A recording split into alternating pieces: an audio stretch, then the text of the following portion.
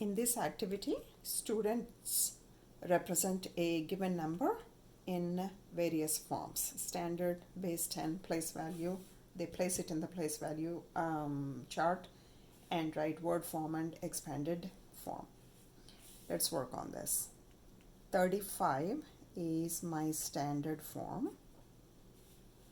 A place value, it has 5 ones and 3 tens. Base 10 symbols, 3 tens, 3 10 longs, and 5 units. Expanded form, it has 3 tens, that is 30, plus 5. Word form, 35. Tally marks to show 35. 1 2 3 4 5. 1 2 3 4 5. 1 2 3 4 5.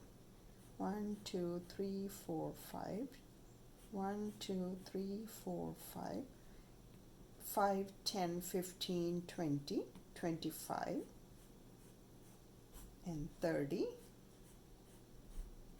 35.